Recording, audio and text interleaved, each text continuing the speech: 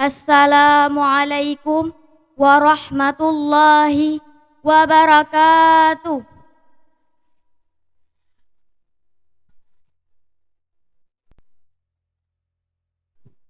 Alhamdulillahi rabbil alamin. Ar-Rahmanir-Rahim. Wassalatu wassalamu ala asyrafil anbiya'i wal mursalin wa ala alihi wa ashabihi ajma'in. Amma ba'du. Al-Mukraman ana kepada Abon selaku pimpinan Dayah Al-Huda Malikus Saleh serta keluarga. Dan kepada Dewan Guru yang masih bernaung di Dayah Al-Huda Malikus Saleh. Dan juga kepada Dewan Juri yang arif lagi bijaksana. Pada kesempatan kali ini, saya ingin menyampaikan sebuah pidato yang berjudul Tiang Dunia 4 Perkara.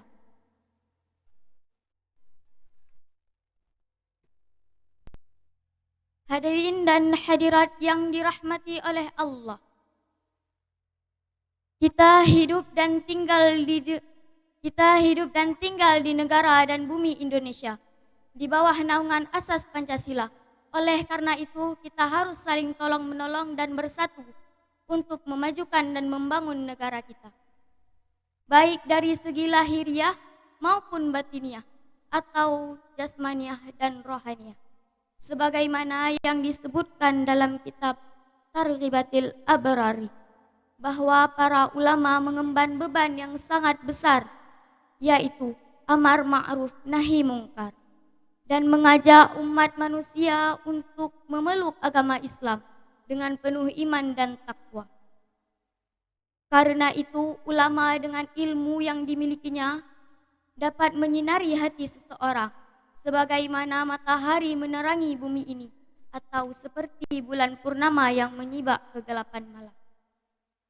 Adalah sebuah keharusan bagi para ulama untuk menyampaikan ilmunya kepada orang lain dan tidak boleh menyembunyikannya. Sebagaimana yang diriwayatkan oleh Imam Malik bahwa pada hari kiamat nanti para ulama akan ditanya apa yang telah diamalkan dari ilmu yang dimilikinya. Sebagaimana para nabi akan ditanya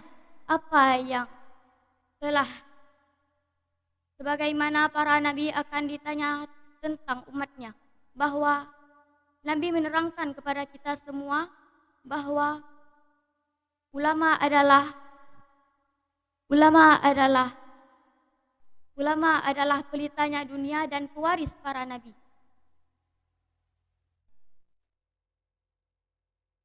Karena perilaku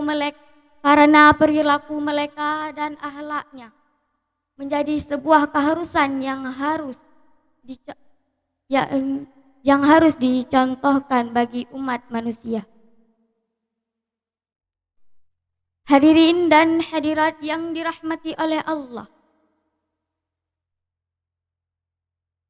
Sebab yang kedua daripada tiangnya dunia adalah pemerintahan yang adil atau good government. Marilah kita berdoa semoga pemerintahan kita selalu berada di jalan yang benar, berlaku adil, dan kebijakan-kebijakannya selalu berdasarkan atas kemaslahatan dan kesejahteraan yang dipimpinnya. Dalam hadis Nabi sallallahu alaihi wasallam bersabda, "Khairu umaraikum alladzina tuhibbunahum wa yutuhibbunakum wa tasiluna alaihim wa yasiluna alaikum wa syarru umaraikum alladzina tuhibbunahum wa yutuhibbunakum." Sebaik-baik pejabat pemerintahan kamu adalah mereka yang mencintai kamu dan kamu mencintai mereka. Dan seburuk-buruk pejabat pemerintahan kamu adalah mereka yang membenci kamu dan kamu membenci mereka. Dan jika kamu melaknat mereka, mereka pun melaknat kamu atau saling melaknat.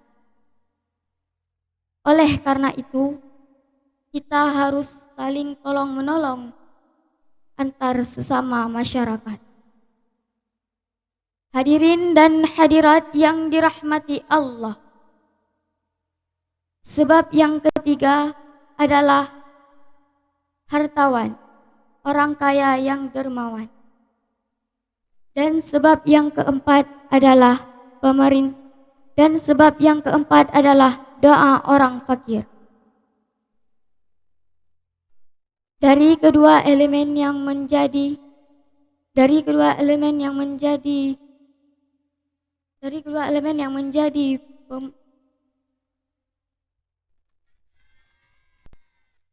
dari kedua elemen yang menjadi dari kedua elemen yang menjadi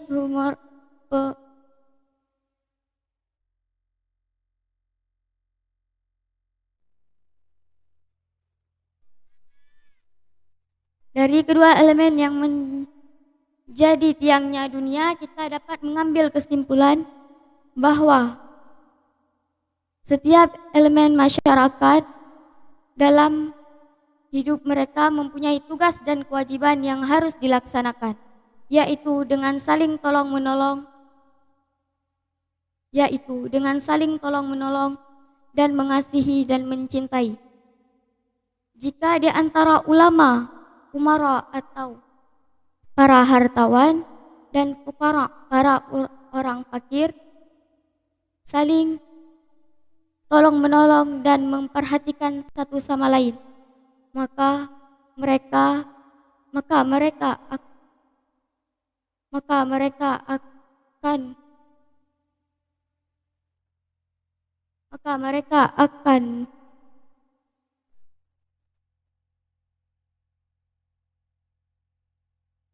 mereka akan menjadi masyarakat yang baik. Maka insya Allah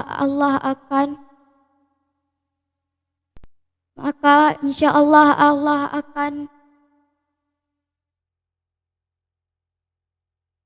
menjadikan negara ini dengan baik.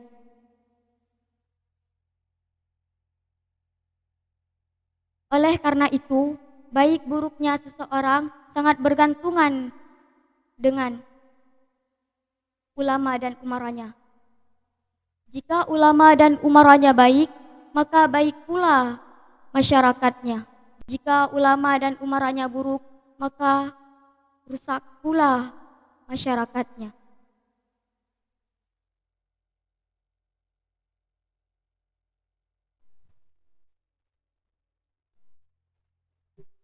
Barangkali ini saja yang dapat saya sampaikan di hadapan hadirin semua. Jika terdapat kata-kata yang kurang berkenan di hati, saya mohon maaf. Saya akhiri. Assalamualaikum warahmatullahi wabarakatuh.